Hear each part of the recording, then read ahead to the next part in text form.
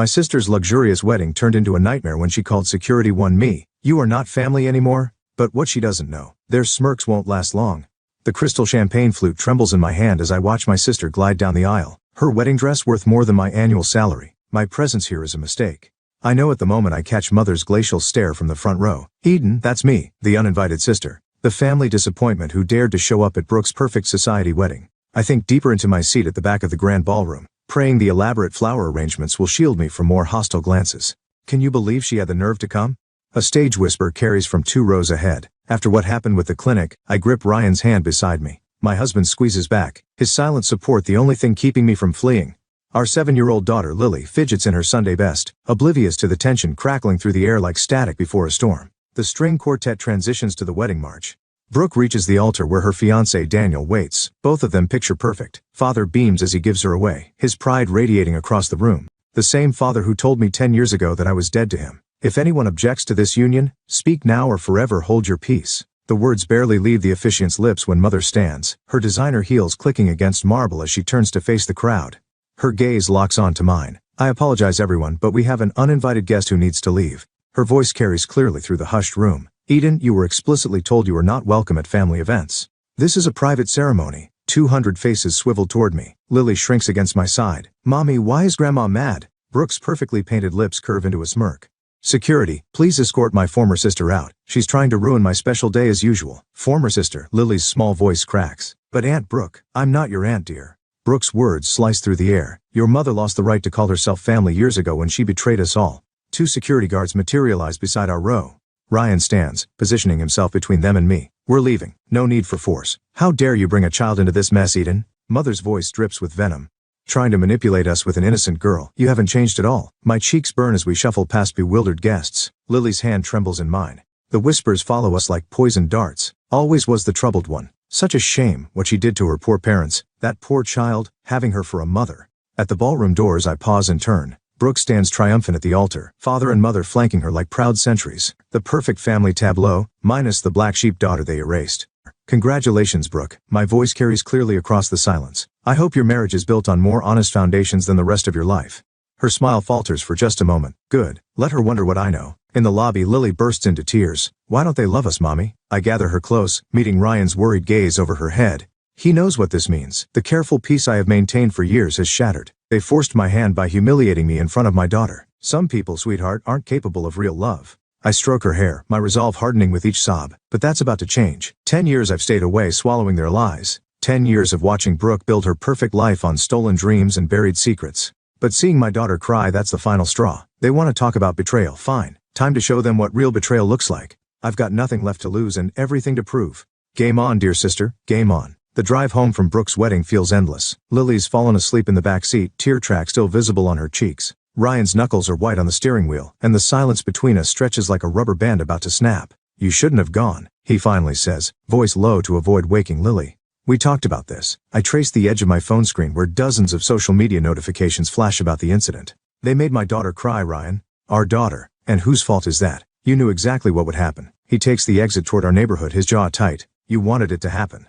The accusation hits harder than I expect, maybe because there's truth in it. Pull over. Eden, pull over now. He guides the car into an empty parking lot. I step out, needing air that isn't thick with unspoken words. The night air is cool against my flushed skin as I pace between faded parking lines. Ryan follows, leaving the car running for Lily. Talk to me. What's really going on? Did you see her face? The way she looked at me? My laugh sounds brittle. Perfect Brooke with her perfect lies. You know what she told everyone about why I was disowned? You never wanted to discuss it before. She told them I stole from the clinic. Embezzled money meant for patient care. The words taste like acid. Meanwhile, she's working there now, right alongside father probably. I stopped myself, remembering Ryan doesn't know everything. Not yet. He steps closer, concern etched in his features. Probably what? My phone buzzes. A text from an unknown number. I know what really happened 10 years ago. Meet me tomorrow, 2 p.m., Carson Street Coffee. Eden. Ryan's hand on my shoulder makes me jump. What aren't you telling me? I show him the text. His expression darkens. Could be a trap. Your family might not be my family. I turn back toward the car. Someone at the clinic knows something.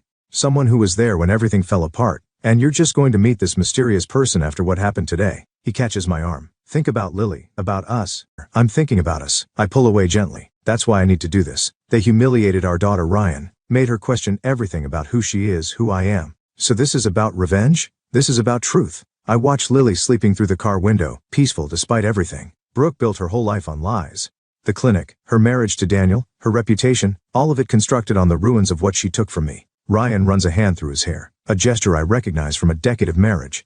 He's worried, but he's listening. What exactly are you planning? Nothing yet, but if someone's finally willing to talk, I meet his gaze steadily. I need to know if you're with me. Really with me, not just standing on the sidelines while I fight this battle alone. He's quiet for a long moment, studying me. You're different tonight. There's something in your eyes I haven't seen before. Maybe because I finally see things clearly. I step closer, taking his hands. Remember when we first met? You said I was carrying too many ghosts. You were right, but they weren't ghosts, Ryan. They were monsters wearing my family's faces, and I let them haunt me for too long. A car passes, its headlights sweeping across us. In that brief illumination, I see understanding dawn in Ryan's expression. He pulls me into a tight embrace. I'm with you, he whispers against my hair. But we do this smart. We do this right. No more improvised confrontations. Agreed. I breathe in his familiar scent, drawing strength from his solid presence. Tomorrow at the coffee shop, come with me. Watch from a distance. Make sure it's not a setup. Of course, he pulls back, cupping my face. But Eden, promise me something. Whatever we learn, whatever happens, we protect Lily first. Always. Always, I agree. Even as part of me whispers that protection sometimes means fighting back. Sometimes means burning everything down to build something better from the ashes. In the car, Lily stirs slightly, murmuring in her sleep. Looking at her, I feel my resolve harden like steel. Brooke and my parents thought they could shame me into disappearing again. Instead, they've given me exactly what I needed, a reason to stop running and start fighting back. Tomorrow, I'll meet my mysterious messenger. Tomorrow, I'll start gathering the matches needed to set this whole facade ablaze. But tonight, I'll hold my daughter and remember why the truth matters more than any comfortable lie. Carson Street Coffee buzzes with afternoon regulars when I spot her. Sarah Chen, our family clinic's former accountant, hunched over a laptop in the corner. Ryan catches my eye from his position at the counter, a silent confirmation that he's watching. I slide into the seat across from Sarah. Her fingers tremble slightly as she closes her laptop. I wasn't sure you'd come. 10 years is a long time to stay quiet. I keep my voice neutral, though my pulse races. Why now? She glances around nervously. Your sister's wedding was all over social media. When I saw what they did to you, she pulls out a USB drive. There's something you need to see. The drive feels impossibly heavy in my palm. What's on it? Financial records. From before you left. Sarah leans forward, lowering her voice. Your father didn't just frame you for embezzlement, Eden. He actively covered up Brooke's mistakes, massive ones. My coffee arrives. Ryan's subtle way of staying close. Sarah flinches at his approach. The patient death in 2013, she continues once he's gone. Remember, how could I forget? A terminal cancer patient died after receiving experimental treatment. The investigation cleared the clinic, but what about it? Brooke administered the wrong dosage. She wasn't qualified. Hadn't even completed her medical training. Your father buried it, paid off the family. Sarah's words hit like physical blows. He used the money he accused you of stealing. The coffee cup rattles against the saucer as I set it down. You have proof. Everything's on that drive, including evidence that Brooke never finished medical school. The credentials she's using at the clinic, all falsified. My throat tightens. Why didn't you come forward back then? Your father threatened my family. My daughter was sick. I needed the insurance. Shame colors her face. But she's grown now, and I saw what happened at the wedding, the way they're still hurting you. My phone buzzes. A text from Brooke. Having coffee with anyone interesting? I look up sharply. Through the window, I catch a glimpse of Daniel's car pulling away. They're watching me, Sarah realizes, panic edging into her voice. I shouldn't have. It's okay. I stand, offering her my arm. Let my husband drive you home. Ryan appears, instantly reading the situation. As he escorts Sarah out, I text Brooke back. Just catching up with old friends. How's married life? Her response is immediate. Stay away from Sarah Chen. Some stories should stay buried. I pocket the USB drive, my mind racing. Another text arrives from father this time. My office, 1 hour. Come alone or Sarah loses everything. The threat is clear, but something's different now. The trembling in my hands isn't fear, it's anticipation. At the clinic, father's secretary tries to stop me. I brush past her, pushing into his office where he and Brooke wait. That was quick, Brooke says, but her usual smugness wavers. Enough games. I face father across his desk. You want to threaten Sarah? Go ahead, but first explain something. How many other patients did Brooke kill? The color drains from his face. Brooke steps forward. You don't know what you're talking about. 2013, terminal cancer patient, wrong dosage. I watch their reactions. Ring any bells? You've clearly lost your mind, father starts, but I cut him off. Funny thing about buried secrets, someone always keeps receipts. I pull out my phone, playing the recording of my conversation with Sarah. Wonder what the medical board would think. Brooke lunges for my phone. I sidestep, easily watching her facade crack. You're bluffing. Try me. I meet father's gaze. You destroyed my life to protect her, framed me for theft, erased me from the family, all to cover up her mistakes. I did what was necessary. His voice is ice. Brooke had potential. You were always difficult. Difficult, I laugh. The sound sharp enough to make them both flinch. I was the only one telling the truth. And now I have proof. What do you want? Brooke demands. I move toward the door, pausing with my hand on the handle. Want? I want you both to know what's coming. Every lie, every cover-up, every patient you've put at risk, it all comes out. And this time, I smile, feeling decades of pain crystallize into purpose. This time, I'm not the one who'll disappear. Their protests follow me out, but I don't look back. In my pocket, the USB drive holds enough truth to burn their perfect world to ash. Let them try to stop me. I'm not that scared little girl anymore. I'm the one they should fear. The USB drive's contents spill across my laptop screen. Financial records, falsified credentials, patient records. Each document adds another brick to the wall of evidence against my family. But it's an email thread between mother and father that makes my hands shake. You need to see this. I turn the screen toward Ryan, who's been pacing our home office. He leans in, scanning the text. His jaw tightens. They knew about the other patients.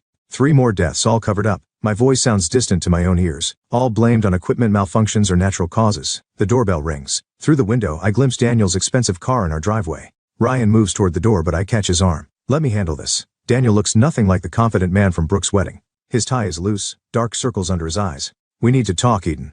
I lead him to the kitchen, deliberately choosing not to offer him anything. He fidgets with his wedding ring. Brooke told me what you have.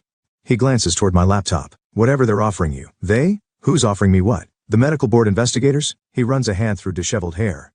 They approached me yesterday, asked about inconsistencies in Brooke's credentials. My pulse quickens, but I keep my expression neutral. I haven't spoken to any investigators. Don't lie to me. His voice cracks. I know what she did, what they all did. I've been reviewing the clinic's record since the wedding. And I can't. He swallows hard. I have evidence too. Things even you don't know about. But if this gets out, it won't just destroy Brooke and your parents. There are other people involved. Good people who are just following orders. My phone buzzes. A text from an unknown number. Your daughter's school just received an anonymous tip about possible abuse in your home. CPS has been notified. The room tilts slightly. Daniel notices my reaction. They're desperate, he says quietly. They'll do anything to keep this quiet. They're threatening my daughter. The words come out like ice shards. Let me help you. Daniel leans forward. I can get you money, enough to disappear. Start fresh somewhere else. Just hand over the evidence. Ryan appears in the doorway, his presence steady. I think you should leave. You don't understand. Daniel stands. They won't stop. Mark's already called in favors with local authorities. They'll fabricate evidence against you, Eden. They'll take Lily. Get out. My voice doesn't shake. Tell my sister and my parents they just made their biggest mistake.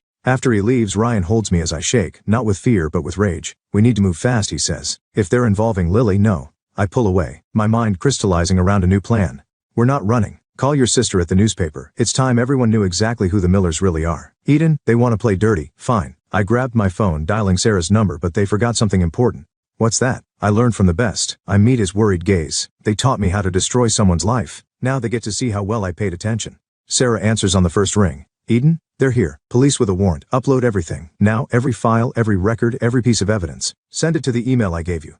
But, trust me. I hang up, turning to Ryan. Call the school, get Lily, then call every reporter your sister knows. In an hour, the Miller family clinic is going to become breaking news. This is it then. Ryan studies my face. No turning back. I think of Lily, innocent and precious, now a target in their desperate game. Of Sarah, probably being arrested right now. Of every patient who died because of Brooke's lies and my parents' cover-ups. They chose this path. I start typing, preparing the email that will detonate my family's carefully constructed world. I'm just making sure they walk it all the way to the end. As I hit send, watching hundreds of damning documents wing their way to dozens of news outlets, I feel something shift inside me. The scared daughter seeking approval dies. In her place rises someone stronger, someone forged in betrayal and tempered by righteous fury. Let them come for me. I'm ready. The headlines explode across every local news outlet by morning. Miller family clinic under investigation. Multiple deaths linked to fraudulent doctor. Prominent family faces criminal charges. I watch the clinic's parking lot from my car, counting the reporters swarming like hungry sharks. Mother emerges first, perfectly composed until camera flashes blind her. She stumbles, mask slipping for just a moment. My phone hasn't stopped buzzing. Missed calls from unknown numbers, text messages ranging from threats to desperate pleas. I ignore them all, waiting. Finally, Brooke appears, Daniel trailing behind her. Even from this distance, I can see she's been crying. Good. A tap on my window makes me jump. Ryan stands outside, expression grim. I roll down the window. The medical board just arrived, he says. And Eden, Sarah's dead. The world stops. What? Car accident last night. They're calling it a suicide. My hands grip the steering wheel until my knuckles turn white. When? Right after the police left her house. Ryan's voice drops. Eden, there's more. The evidence she uploaded, most of it's corrupted. They got to the server somehow. A bitter laugh escapes me. Of course they did. We should go home. This isn't safe. Mrs. Miller. A reporter spots me and suddenly they're all running toward my car. I start the engine, but not before catching Brooke's expression as she realizes I'm here. For a moment our eyes meet across the parking lot. She mouths something. Not a threat or a plea, just 2 words. I'm sorry. The drive home is silent. Ryan keeps glancing at me, waiting for the breakdown that won't come. Sarah's death should devastate me, should make me question everything. Instead, it hardens something inside me. We find Mother sitting in our living room. "How did you get in?" Ryan demands, moving protectively in front of me. I raised her. Mother's voice is eerily calm. I still have her spare key from when she was young. "Get out," I say. But she raises her hand, revealing a familiar USB drive. "Looking for this?" She sets it on the coffee table. "Your father says hello, by the way. He's meeting with the board right now, explaining how his troubled daughter fabricated evidence to destroy her sister out of jealousy. Sarah's dead, yes." She doesn't even flinch. "Tragic. Depression is a terrible thing. You killed her. Prove it." She stands, smoothing her expensive skirt. "Like, you'll need to prove all your other accusations now that the evidence is gone. Your father's lawyers are very good at their jobs." Ryan steps forward, but I catch his arm. "Let her talk. We're willing to be generous, Eden." Mother's smile doesn't reach her eyes. "Leave town. Take your family somewhere far away. We'll provide enough money to start fresh, or stay and watch everything you love burn." She moves toward the door. "Lily, such a sweet child. It would be awful if Child Protective Services found evidence of abuse, or if Ryan's newspaper suddenly discovered financial irregularities in his records. You're threatening a child." Ryan's voice shakes with rage. "Your own granddaughter. I'm protecting my family." Mother pauses at the door. "You have 24 hours to decide. Choose wisely." After she leaves, Ryan holds me as I shake, not with fear or grief but with a cold fury that threatens to consume me. "We can't let them win," he whispers. "We won't." I pull away, moving to my laptop. Sarah may be gone, but she wasn't the only one with evidence. "Eden, they killed her, Ryan. They'll destroy us if we run." My fingers fly across the keyboard, accessing encrypted files I've been gathering for weeks. But they forgot something important about cornered animals. "What's that?" I turn the screen toward him, showing dozens of audio recordings, surveillance photos, and backed-up documents. A parallel investigation I've been running alongside Sarah's. They fight hardest when they have nothing left to lose. I start composing emails to every major news outlet in the country. Mother wants to play games with my daughter's safety. Fine. Let's see how she likes it when the whole world knows exactly what kind of monster she really is. This could backfire spectacularly, Ryan warns. Probably. I hit send, watching the emails disappear into cyberspace. But I'm done playing by their rules. The first national news alert pings on my phone minutes later. The war has begun, and this time I'm not fighting to expose the truth. I'm fighting to destroy them completely. The police arrive at 3 in the morning. I watch from our bedroom window as they lead Ryan away in handcuffs. Their accusations echoing in the quiet street. Fraud, embezzlement, conspiracy. All fabricated, all perfectly crafted to destroy him. Lily sleeps through it. Thank God. I stand in her doorway afterward, watching her peaceful breathing, knowing I caused this. My phone vibrates. Father's number, satisfied. His voice carries decades of practiced authority. "This is just the beginning, Eden. Walk away now, or tomorrow it's your daughter's school calling with concerns about her home life." I end the call without speaking. My hands shake as I pack Lily's overnight bag, clothes, her favorite stuffed animal, the photo album she loves. Ryan's sister Claire arrives within the hour. "It's just for a few days," I tell Lily when she wakes confused and frightened, like a vacation with Aunt Claire. "But what about Daddy? What about you?" I hold her tight, breathing in her familiar scent. "We'll fix everything, I promise." After they leave, the house feels like a tomb. I pour myself a drink, but before I can take a sip, someone pounds on the front door. Brooke stands on my porch, mascara streaked down her face. "They're going to kill you." "What?" She pushes past me, frantically checking windows and doors. I heard them talking. "Father hired someone. They're making it look like a break-in gone wrong." "Why are you telling me this?" "Because Sarah was my friend too." Her voice cracks. "And I can't have another death on my conscience." I study my sister, really look at her for the first time in years. The perfect facade has crumbled, revealing someone as broken as I am. "Daniel left me," she continues. "The medical board revoked my license. Everything's falling apart and they don't even care. They're just worried about protecting themselves. Like they always have been." She grabs my arm. "You need to run, now. Take what you can," and headlights sweep across the windows. Brooke freezes. "They're here. Get out the back," I tell her. Already moving toward my laptop, I need 2 minutes. "Eden, go." As she slips away, I quickly upload everything I have to multiple secure servers. The front door splinters under heavy boots just as I hit send.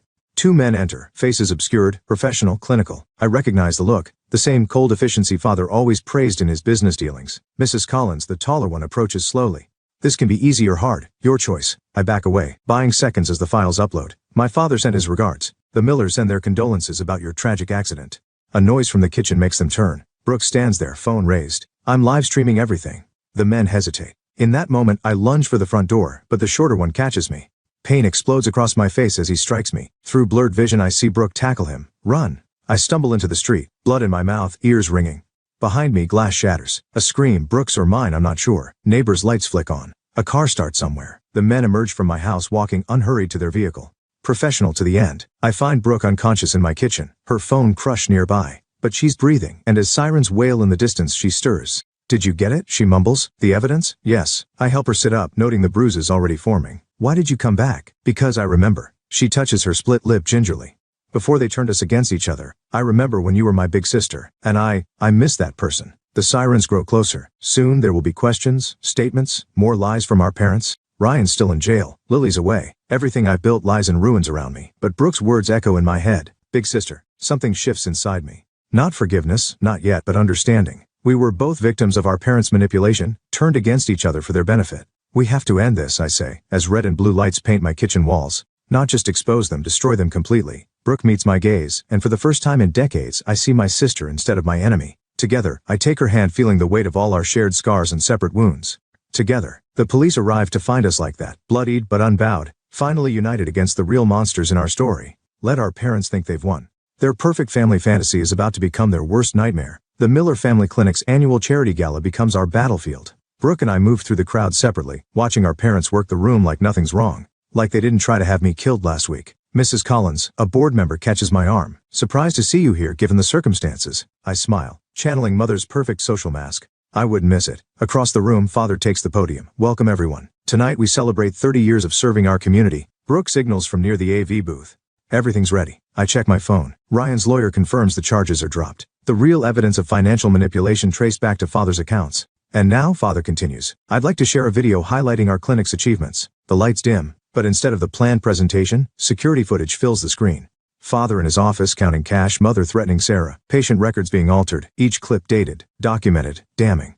Gasps ripple through the crowd.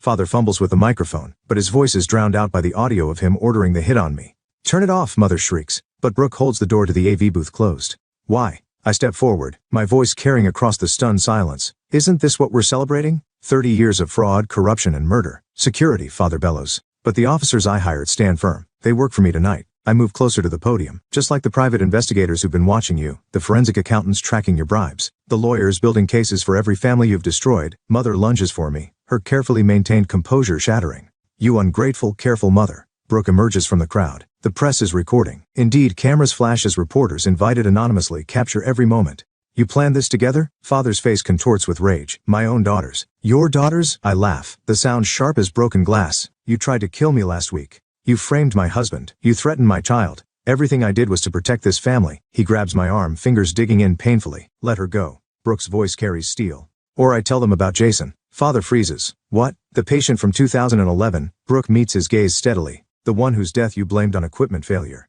Except it wasn't the equipment, was it? It was you trying to cover up a mistake that would have cost you everything. You knew, Mother whispers. I found the real records. Brooke's hands shake slightly. The ones you kept to blackmail the manufacturer. That's when I realized, you never protected me because you loved me. You did it because you needed someone under your control. Police officers enter the ballroom, real ones this time. Father sees them and shoves me aside, making a break for the exit. He doesn't make it 3 steps before Daniel, my unexpected ally, trips him. Father sprawls across the marble floor as handcuffs click into place. Mark Miller, the detective, reads his rights while Mother screams and fights her own arrest. You're charged with conspiracy to commit murder, fraud. The list continues, but I'm not listening. I'm watching my parents' perfect world crumble. Their masks finally shattered beyond repair. Brooke touches my arm. You okay? No. I watch Mother being led away, still shrieking about ungrateful children, but I will be. Eden, Father calls out as they reach the door. You'll regret this. Everything we built was built on lies. I meet his eyes one last time. Goodbye, Father. Later, as reporters swarm and police gather evidence, Brooke and I sit in the empty ballroom. What happens now? She asks. Ryan comes home. The clinic gets new management. Our parents face justice. I study my sister's profile, seeing both the girl she was and the woman she's becoming. And we learn who we are without their shadows over us. Together, I take her hand, feeling decades of manipulation and rivalry dissolve. But first, I need to go home to my daughter. We walk out of the clinic for the last time, leaving behind the wreckage of our parents' empire. Their perfect family fantasy lies in ruins, but something real and honest might grow from the ashes. Sometimes revenge isn't about destroying everything. Sometimes it's about clearing the ground so truth can finally take root. The courtroom empties slowly after the verdict. 25 years for Father, 18 for Mother. Justice served in cold, precise numbers. I remain seated watching them being led away, neither looking back at the daughters they destroyed and rebuilt. Brooke touches my shoulder. Ready? Almost? I gather my things, fingers brushing the locket Mother always wore. Now, evidence of her crimes, the hidden compartment containing proof of bribes and threats. Outside report his way with hungry cameras. Ryan shields Lily from their questions while Daniel handles the press statement. My daughter's small hand finds mine, anchoring me to what matters most. Aunt Brooke says we're moving to the clinic house, Lily says as we walk to the car. The big one with the garden, yes. I exchange glances with my sister. The irony doesn't escape us. The family estate, purchased with tainted money, now transformed into a recovery center for victims of medical malpractice. But first there's somewhere we need to go. We drive to Sarah's grave where fresh flowers already rest against the headstone. A note from her daughter reads, "Justice for Mom."